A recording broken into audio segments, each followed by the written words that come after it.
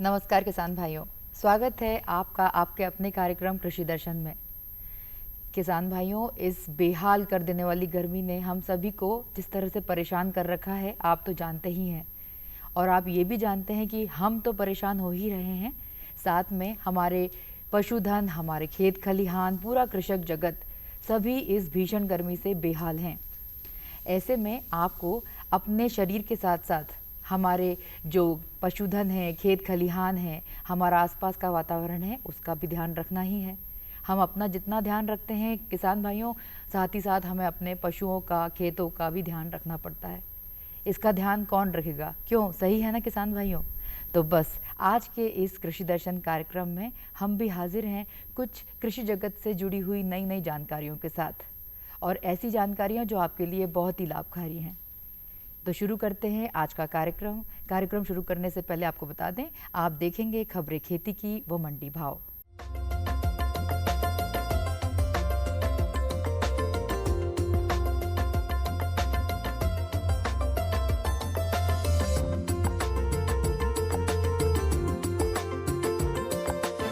नमस्कार किसान भाइयों, खबरें खेती में आपका स्वागत है। आइए नजर डालते हैं आज की खास खबरों पर। महंगे होते कीटनाशकों पर लगेगी लगाम, मार्कफेड बनाएगा फर्टिलाइजर टेस्टिंग लैब, सभी विभाग अगले 2 साल का रोड मैप बनाएं, मुनाफेदार अरंडी और जल एवं भूमि संरक्षण के उपाय। किसानों की आमदनी दूनी करने के साथ साथ खेती के गैर जरूरी खर्चों पर लगाम लगाना होगी। महंगे कीटनाशकों के अंधाधुंध उपयोगों से किसान पर भारी आर्थिक बोझ पड़ रहा है। ये केमिकल बेचने वाली कंपनियां भी चमक दमक की पैकिंग से किसानों को भरमाती हैं। इस लूट पर भारत सरकार का कृषि मंत्रालय कड़ा अंकुश लगाएगा। ये विचार गत दिवस श्री पुरुषोत्तम रूपला, केंद्रीय कृषि राज्य मंत्री ने नई दिल्ली में एक भेंट में व्यक्त किए। श्री रूपला ने कहा कि एग्रो केमिकल्स की अनेक कंपनियां किसानों को जो उत्पाद बेच रही हैं, किसानों को उसकी आवश्यकता ही नहीं है।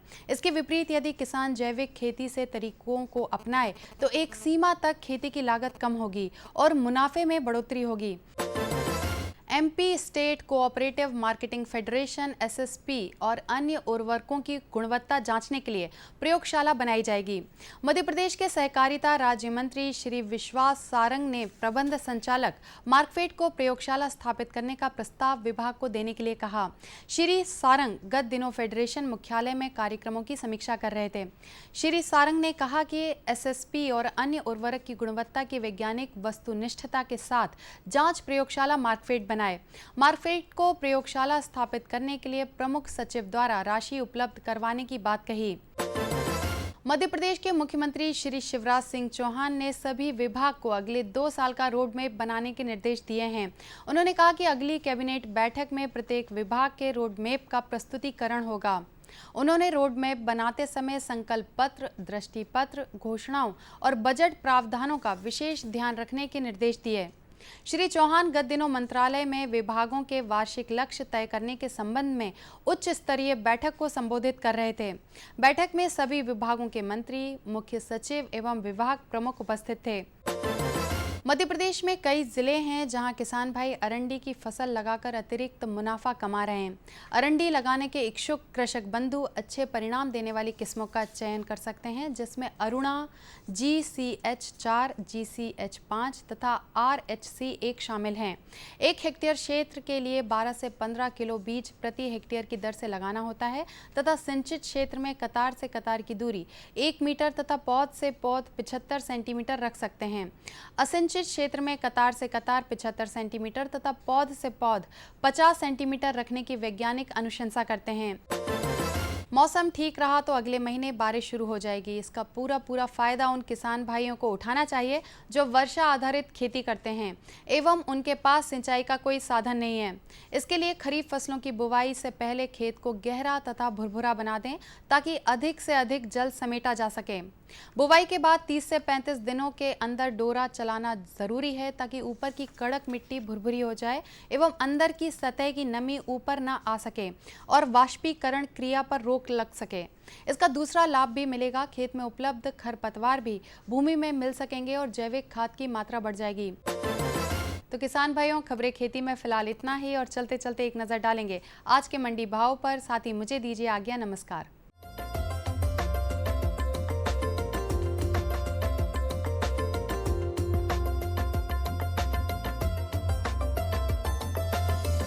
आलू के प्रति क्विंटल भाव इस प्रकार रहे। भोपाल में न्यूनतम भाव 200 रुपये रहा, वहीं अधिकतम भाव 500 रुपये रहा। बुरहानपुर में न्यूनतम भाव 300 रुपये रहा, अधिकतम भाव 600 रुपये रहा। हरदा में न्यूनतम भाव 600 रुपये रहा, अधिकतम भाव 800 रुपये रहा। इंदौर में न्यूनतम भाव 100 रुपये रहा, वहीं अधिकतम भाव 650 रुपये रहा। आइए अब बात करते हैं टमाटर की। जबलपुर में न्यूनतम भाव 250 रुपये रहा, अधिकतम भाव 500 रुपये रहा। मुरैना में न्यूनतम भाव 800 रुपये रहा, वहीं अधिकतम भाव 800 रुपये प्रति क्विंटल रहा। नरसिंहगढ़ में न्यूनतम भाव 225 रुपये रहा, वहीं अधिकतम भाव 270 रुपये रहा। राजगढ़ में न्यूनतम भाव 500 रुपये रहा, वहीं अधिकतम भाव 1500 रुपये रहा। आइए अब बात करते हैं हरी मिर्च की। सागर में न्यूनतम भाव 1300 रुपये रहा, वहीं अधिकतम भाव 1600 रुपये रहा। सावेर में न्यूनतम भाव 1000 रहा, वहीं अधिकतम भाव 1000 रुपये रहा। नरसिंहगढ़ में न्यूनतम भाव 1175 रुपये रहा, वहीं अधिकतम भाव 1450 रुपये रहा। भोपाल में न्यूनतम भाव 400 रुपये रहा, वहीं अधिकतम भाव 800 रुपये रहा।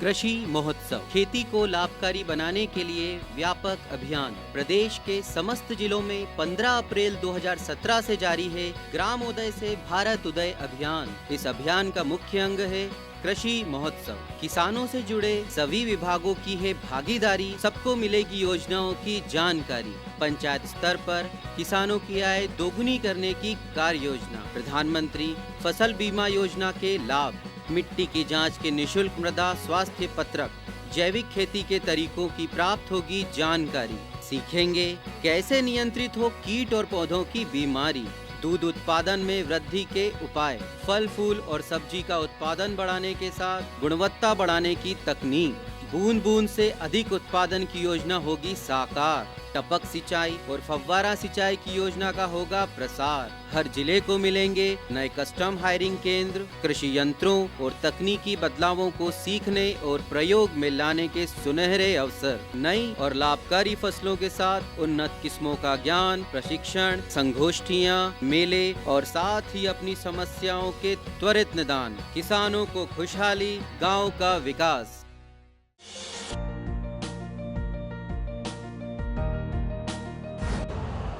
यूरिया का स्वदेशी उत्पादन 70 लाख टन बढ़ाने के लिए 6 उर्वरक संयंत्रों का उद्धार किया जा रहा है। FCIL के गोरखपुर, सिंदरी, तलचर और रामागुंडम संयंत्र, HFCL की बरौनी इकाई और BVFCL की नामरू फोर्थ। सोने पर सुहागा ये है कि देश में अब बनेगा सिर्फ नीम लेपित यूरिया, क्योंकि इससे होगा किसानों का फायदा ही फायदा। अनाज का उत्पादन 10% तक बढ़ेगा। बढ़ेगी 10 से 15% नाइट्रोजन क्षमता।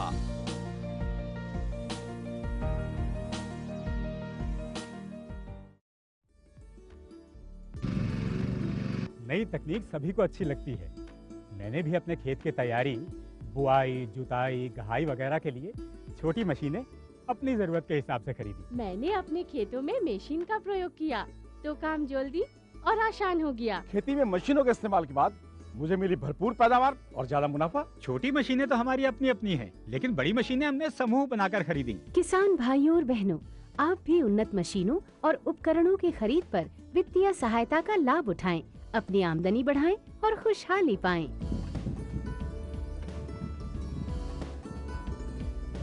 हो गया।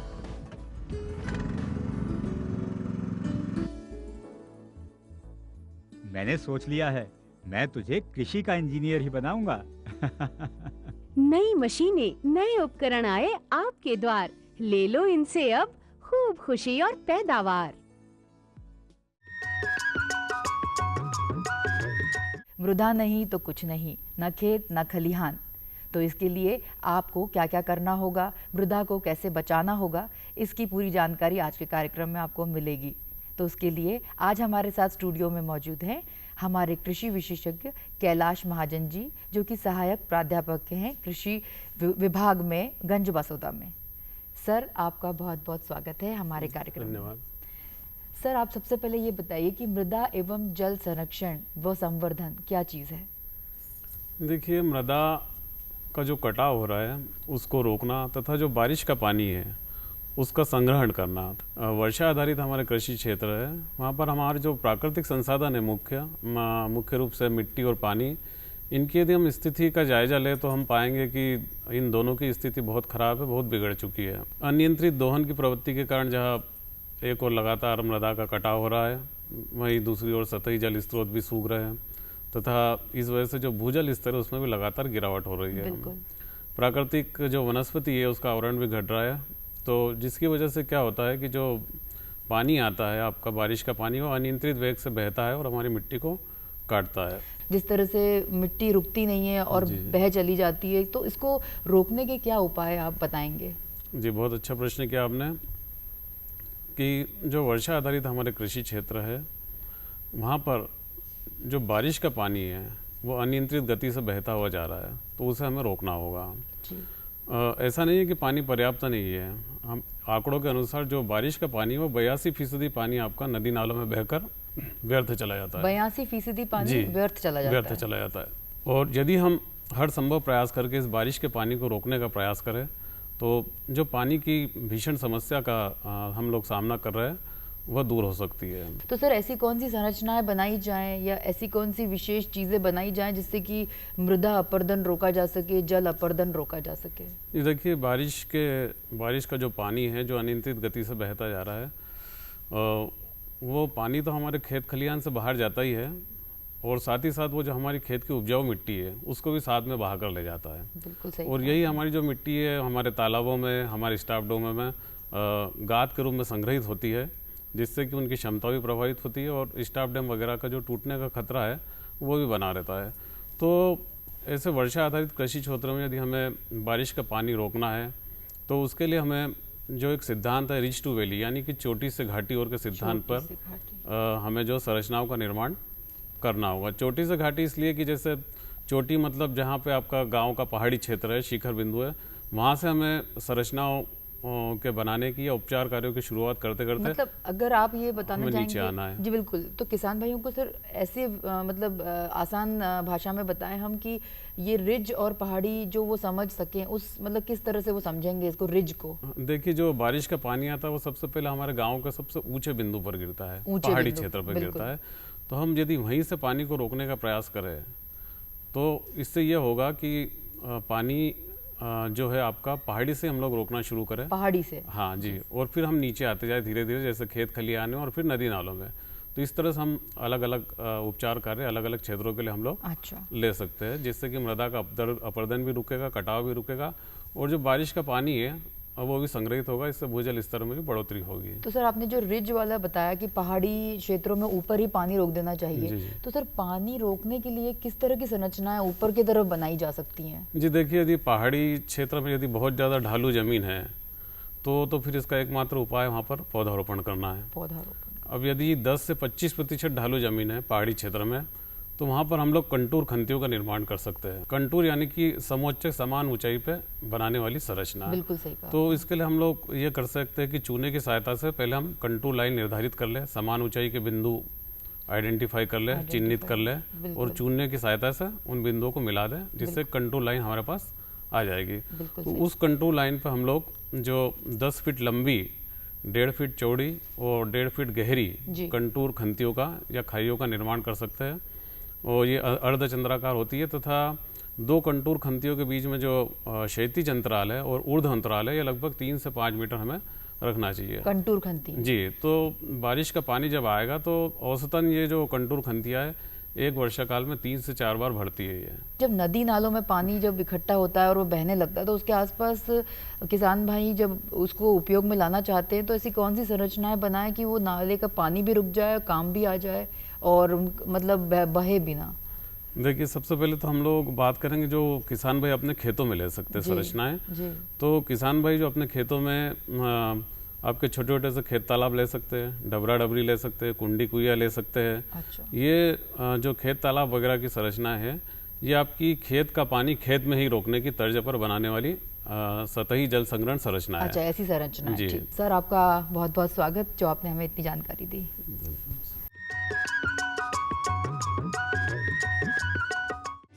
आत्मा योजना से मिले तकनीकी ज्ञान, उन्नत कृषकों को सम्मान। किसान भाइयों, मध्य प्रदेश आपके परिश्रम और लगन से अब है देश का सर्वश्रेष्ठ कृषि राज्य। इसीलिए लगातार कृषि कर्मण अवार्ड प्राप्त होने की आप सभी को बधाई। किसान कल्याण तथा कृषि विकास विभाग की विभिन्न योजनाओं के साथ आत्मा योजना से आपको मिलते हैं कई तरह के लाभ, उन्नत कृषि तकनीकों और विविधता पूर्ण खेती की जानकारी, समस्याओं के समाधान प्राप्त करने के अवसर, ग्राम स्तर से जिला स्तर तक कृषि योजना निर्माण में भागीदारी, किसान मित्रों के रूप में स्थानीय कृषि सलाहकार, फार्म स्कूल, कृषि उद्यमिता को प्रोत्साहन, किसान भाइयों के लिए खुशखबरी, उन्नतशील कृषक एवं कृषक समूहों को सम्मानित करने के लिए विकास खंड स्तर, जिला स्तर और प्रदेश स्तर पर दिए जाने वाले नकद पुरस्कार और उत्कृष्टता अलंकरण से जुड़े।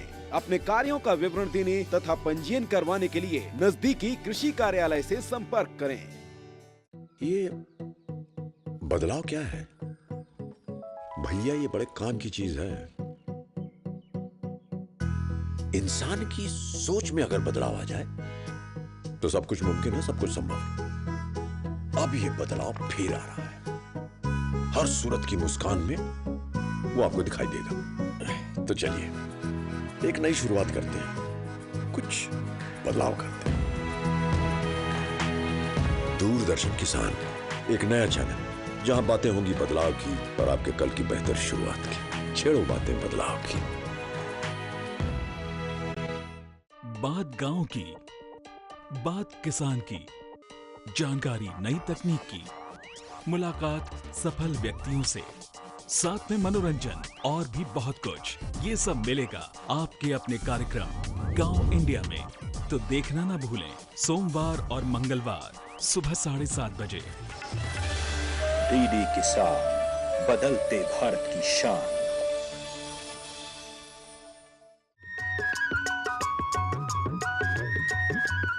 किसान भाइयों, आज के इस कार्यक्रम में आप तो देख ही रहे हैं कि हम आपको बहुत महत्वपूर्ण जानकारी दे रहे हैं। एक और चीज़ आपको बताना चाहेंगे कि जो है हरा चारा, हमारे लिए जैसे भोजन महत्वपूर्ण है किसान भाइयों, वैसे ही हमारे पशुओं के लिए है महत्वपूर्ण हरा चारा। वो किस तरह का भोजन लेते हैं, किस तरह का हरा चारा वो ग्रहण करते हैं, ये बहुत किसान भाइयों ज़रूरी है कि आप इस बात को समझें कि हरा चारा जो कि हमारे देश में बहुत सीमित मात्रा में उपलब्ध है। और किसान भाइयों, इस बात को समझने की अति आवश्यकता है कि हरे चारे का उत्पादन बढ़ाया जाए, उसके हरे चारे के लाभ आप जानें और किस तरह का हरा चारा अपने पशुओं को आप खिलाएं, इस बात को आपको जानना अत्यंत आवश्यक है। आजकल इस आधुनिक जगत में आप कई प्रकार के हरे चारे देख सकते हैं, जैसे जई है, दलिया के रूप में है। कई चीज़ें ऐसी आ गई हैं इस आधुनिक जगत में जो आप अपने पशुओं के लिए देकर उनको पर्याप्त मात्रा में कार्बोहाइड्रेट, प्रोटीन या वसा का उनको अच्छी मात्रा में खुराक दे सकते हैं। तो आज के इस कार्यक्रम में किसान भाइयों हम बात करेंगे हरे चारे के उत्पादन से लाभ। इसके लिए आज हम देखेंगे कि आज हमारी विशेषज्ञ मंजू मरावी मैडम जो हैं वो आपको बताएंगी कि हरा चारा उत्पादन, उसके लाभ, किस प्रकार आप उसके लाभ ले सकते हैं, उससे अच्छा उत्पादन प्राप्त कर सकते हैं, अपने पशुओं की अच्छी देखभाल कर सकते हैं। देखते हैं। श्वेत क्रांति के बारे में तो आपने सुना होगा। श्वेत क्रांति के लिए हरा चारा पैदा करना, जैसे हम पशुधन वगैरह आप सभी पालते हैं, और आज की जो परिस्थिति है आपने देखा होगा कि आप तो किसान हैं, आप खुद ही जानते हैं कि इस समय चारे की कितनी कमी आ जाती है, स्पेशली गर्मी के मौसम में। विशेष तौर गर्मी के मौसम में जब चारे की कमी आती है तो क्या होता है कि पशुधन को चारा वर्ष भर मिलता रहे, पूरे वर्ष मिलता रहे। इसके लिए कुछ चारे ऐसे हैं जो उगा कर के हम गर्मी के मौसम में, क्या होता है कि जो पशुधन होते हैं हमें इस मौसम में दूध देना कम कर देती है। अगर हम सूखा चारा खिलाते हैं, जिससे क्या होता है कि जो पशु होते हैं वो अपना दूध देना कम कर देती हैं, उससे दूध उत्पादन कम होता है। तो हरे चारे की व्यवस्था हम साल भर कर सकें, जिससे उन्हें पौष्टिकता और मिठास और रेशेदार और सुपाचक हो उनके लिए, पशुओं के लिए ऐसे चारे का उगाया जाना भी ज़रूरी है। और हमारे भारतवर्ष में सभी किसान भाई जो हैं, और हमारे कहना चाहिए मध्य प्रदेश में भी किसान भाई पशुधन पालते हैं, कुछ लोग खेती करते हैं, कुछ दूध का धंधा करते हैं, लेकिन हम उनको सही पौष्टिक आहार देंगे तभी हम उनका रख रखाव लंबे समय तक कर सकेंगे। इसलिए ऐसे कुछ वो हैं चारा हैं जिन्हें हम उगाते हैं, जैसे कि आप है ना ज्वार है, जई, लोबिया। ज्वार ऐसे अमूमन सभी लगाते हैं, लेकिन हम चारे के तौर पे अगर इसे देखा जाए तो पशुधन के लिए बहुत ही पौष्टिक और रेशेदार है। इसको लगाने के लिए इसे आप लगाने के बाद है ना, जैसे जितने भी चारे होते हैं हम इनसे लगाने के बाद 50 से 60 दिन में हम इनको काटने के बाद हमें 40 से 50 टन कुंटल तक हमें कहना चाहिए कि चारा मिलता है पशु के लिए। जई में एक कैंट प्रजाति है जिसे अभी कहना चाहिए कुछ ही सालों से चारे के रूप में लिया जा रहा है, जो काफ़ी फ़ायदेमंद भी है। और इसे लगाने के 60 से 65 दिनों बाद इसे कटाई करके आप है ना इससे चारा ले सकते हैं। और उसके बाद है संकर नेपियर करके एक घास है, जिसे घास के रूप में सभी जानते हैं। इसकी कई प्रजाति होती हैं जिसे आप लगा करके कहना चाहिए कि चारा ले सकते हैं। और इससे आपको कहना चाहिए कि ये घास है, रेशेदार है, पौष्टिक है, इसमें रस भी अलग स्वादिष्ट होने के कारण रसदार भी होता है ये। और ये जो कैंट है, कैंट के लगाने से आपके ना मिट्टी जो है उसका क्षरण भी कम होता है, और जो हम इसको फसल लगाई जाती है उसके लिए भी ये जो कीट व्याधि है उसको ये बचाता है, मतलब ये उनकी सुरक्षा भी करता है, चारे की भी काम आता है और ये हमारी मुख्य फसल की भी रक्षा करता है। और उसके बाद ज्वार और जो बाजरा होता है, आप हमेशा इनको मेड़ पे लगाइए और इनको भी आप ऐसे सीडलिंग 50 से 60 दिन की होती है तो इन्हें आप कट कर सकते हैं। काटने के बाद आप बाकी ये बीज के काम आ सकते हैं। उसके बाद एक मक्का होता है, मक्के को भी हम चारे के रूप में ले सकते हैं, जो 120 से 150 कुंटल तक आपको कहना चाहिए कि चारा देता है। इसी तरह से ये जो ज्वार, बाजरा, जई, लोबिया भी जो है, आप लोबिया को भी आप है ना एज ए चारे के रूप में ले सकते हैं, जिससे आपको 300 से 350 कुंटल पर हेक्टेयर ये आपको चारा देगा। और इन्हें हमें ना 60 से जैसे ये हमें कटिंग करनी है 60 से 65 दिन में, 40 से 50 दिन में, तो हम उससे पहले आप इन्हें इनको लगा करके आप गर्मी के मौसम में अपने पशुधन को चारा उपलब्ध करा सकते हैं। तो इससे ये होगा कि जो गर्मी में चारे की कमी आती है वो चारे की पूर्ति भी होगी, प्लस आपका जो पशुधन है वो जो दूध देने की क्षमता है वो दूध देने की क्षमता भी बढ़ जाएगी, कम नहीं होगी। क्योंकि अमूमन क्या होता है कि गर्मी के मौसम में दूध देने की क्षमता पशुओं की कम हो जाती है। और अगर हमें लगातार वर्ष भर ने हम इसमें से जो संकर नेपियर है उसे हम साल भर लगा सकते हैं, और ज्वार आप लगा सकते हैं। इस तरह से ये जो नेपियर है, संकर नेपियर है, ये वर्ष भर लगाने से इसको आप वर्ष भर दे सकते हैं, क्योंकि यही एक चारा ऐसा जो साल भर लगता है। और ज्वार को तो इससे हमारी जो हरे चारे की जो दिक्कतें हैं, मुश्किलें हैं, वो कम हो जाएंगी।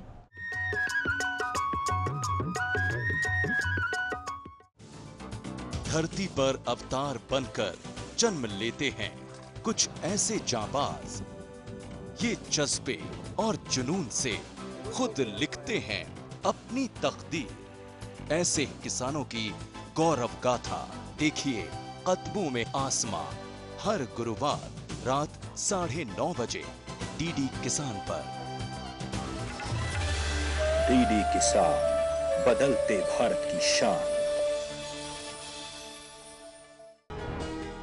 घर की चौखट से निकलकर जब भी कुछ अलग करने की ठानी, जज्बे और समझ से बदली खुद अपनी कहानी। चाहे हो पुरानी परंपरा को बचाना या फिर हो घर के खर्च को चलाना, चुनौतियों को पार कर जिंदगी में था आगे जाना। हर ग्रामीण महिला बनी मिसाल। देखिए इनके संघर्ष की दास्तान, सच होंगे सपने। हर शुक्रवार रात 9:30 बजे डीडी किसान पर। डीडी किसान, बदलते भारत की शान। गर्व भारत के विकास का।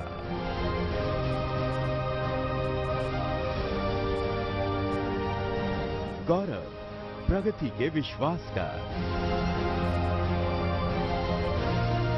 चेहरा भारतीय किसान का। परचम भारत की शान का। डीडी किसान, बदलते भारत की शान।